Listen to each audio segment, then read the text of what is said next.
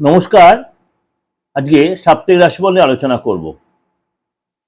23 March 2026 two 29 March 2026 এই সপ্তাহে সারাটা সপ্তাহ কেমন যাবে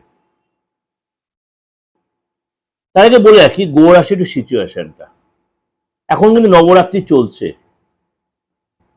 এরপরে আমাদের বাংলা নববর্ষ চালু হচ্ছে, সেটা নেওয়ার চেষ্টা করবো আপনাদের যে প্রোগ্রাম দেওয়ার জন্য।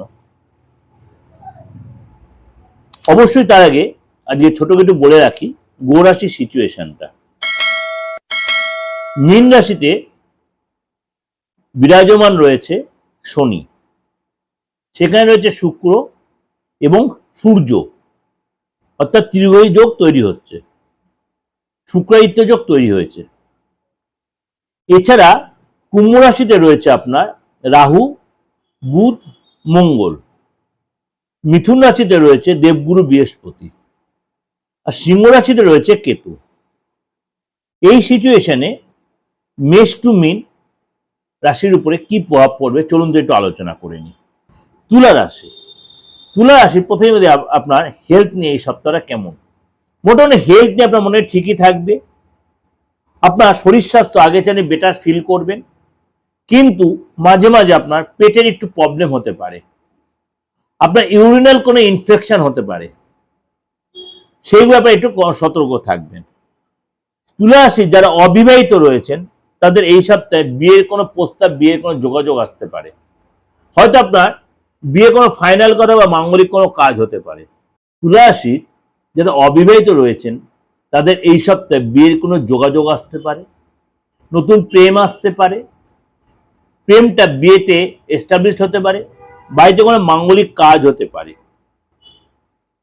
এই সপ্তাহে যদি আপনি বিবাহিত হন, যদি আপনার সন্তান থেকে থাকে, সন্তানের দ্বারা কোনো মানসিক কষ্ট পেতে পারে,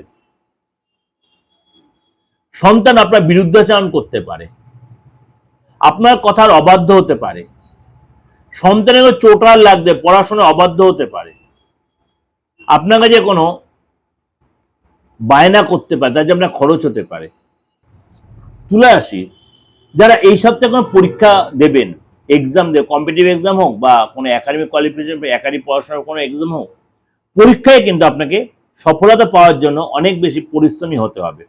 নেগলিজেন্সি করলে কিন্তু আপনার মন মতো রেজাল্ট হবে না।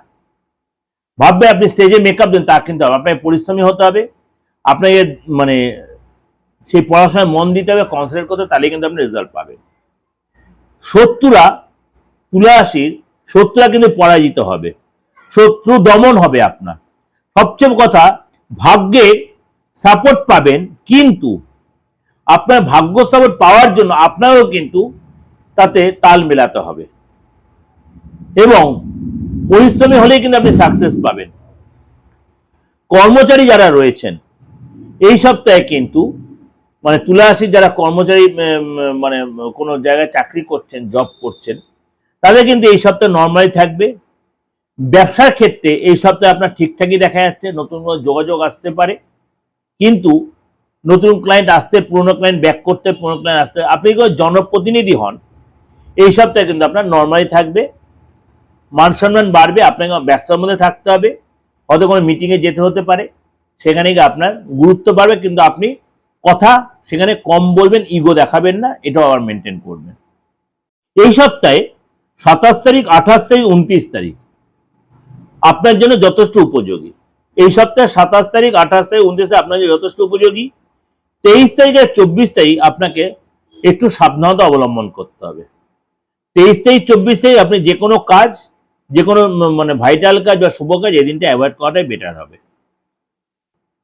এটা আপনাকে যে ওভারঅল একটা প্রেজেন্টেশন দিলাম, অবশ্যই আপনাদের আমি একদম মানে শরীর স্বাস্থ্য থেকে, প্রেম রিলেশন থেকে আরম্ভ করে আপনার সবকিছুই বললাম।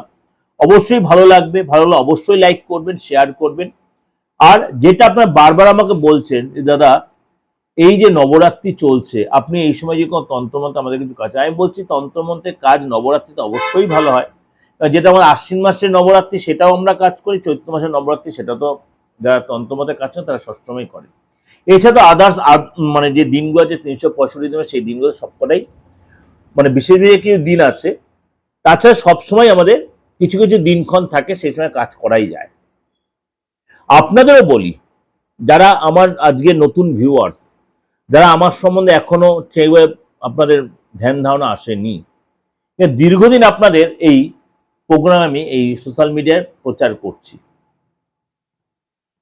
সুতরাং আপনারাও এই সময় বলুন বা পরবর্তী সময়ে বলুন, তন্ত্র মতে কোনো প্রতিকারের জন্য, যে কোনো প্রতিকার, খালি মৃত ব্যক্তিকে বাঁচানো সম্ভব নয়, মুমূর্ষু ব্যক্তিকে বাঁচানো খুব সম্ভব নয়, মুমূর্ষু ব্যক্তিকে বাঁচানো সম্ভব নয়। তাছাড়া মনে কোনো আইনি ঝামেলা বলুন, আপনি শত্রু জ্বালায় জর্জরিত হয়ে যাচ্ছেন, মানসিক প্রচন্ড চাপ আপনার অর্থকেও আটকে রেখেছে, ভীষণ একটা চাপে পড়ে যাচ্ছেন, লোকে আপনার সাথে ভীষণ কনস্পিরেসি করছে, জেলাসি করছে, মানে বস সাথে সুসম্পর্ক তৈরি হচ্ছে না, বারে বারে চাকরিটা চলে যাচ্ছে বা হতে হতে মুখের সুযোগ হাতছাড়া হয়ে যাচ্ছে, এই যে কাজগুলো ক্রিটিক্যাল কাজগুলো, বা স্বামী স্ত্রীর মধ্যে একটা বন্ডিং এর অভাব, বা বিয়ের একটা জায়গাটা আটকে যাচ্ছে, কেউ আপনার বেঁধে রেখেছে, সম্পত্তির দিক দিয়ে প্রবলেম, এই জিনিসগুলো আপনি অবশ্যই তন্ত্রমতে রেক্টিফিকেশন করার কিন্তু বিরাট সুযোগ আপনি আমার থেকে নিতেই পারেন। সুতরাং তার জন্য কি করতে হবে, কেন এগুলো সবই গুপ্তবিদ্যা, গুহ্যবিদ্যা, এই তন্ত্র নিয়ে আলোচনা করতে চাই না, আপনাদের রিকোয়েস্ট নিয়ে আলোচনাটা বারবার করতে হয়। সুতরাং আপনারা কিন্তু অবশ্যই তন্ত্র, কেন আমি বারে বলি রক্তের মধ্যে আমার তন্ত্র। যারা আমাকে চেনেন তারা জানেন, যারা আমার পুরনো ক্লায়েন্ট তারাও জানেন কি কি কাজ বা কি কি অসাধ্য সাধন আমি করে দিয়েছি। তন্ত্রের মানে অনেক স্টেজ রয়েছে, অনেক স্টেপ রয়েছে, এক একটা তন্ত্রের এক রকম, কখনো বুদ্ধিস্ট তন্ত্র, কখনো আপনার আমাদের মুসলিম তন্ত্র, কখনো হিন্দু তন্ত্র, কখনো আপনার জৈন তন্ত্র, বা কখনো আপনার কি বলবো চাইনিজ যে তন্ত্র, সব রকমের সিস্টেম কম বেশি আপনাদের আশীর্বাদ আমার রপ্ত করেছি। এবার যাকে যে ট্রিটমেন্টটা দেওয়া উচিত সেটাই আমি অ্যাপ্লাই করার চেষ্টা করি। সুতরাং রোগ অনুযায়ী ওষুধ অ্যাপ্লাই করা। যদি মনে হয় যোগাযোগ করবেন কোনো কারণে, দেশে বা বিদেশে যারা রয়েছেন, যে কোনো ধর্মের যে কোনো সমন্বয়ের লোকেরা অবশ্যই যোগাযোগ করতে পারেন, নির্দ্বিধায় বলছি। চেষ্টা করব, কারোর হয়তো কাজ খুব মানে তুরান্ত হয়ে যায়, আর কারোরটা একটু দেরি হলো, সে কাজটা কিন্তু সে পায়, অবশ্যই পায়। ভালো থাকবেন, নমস্কার।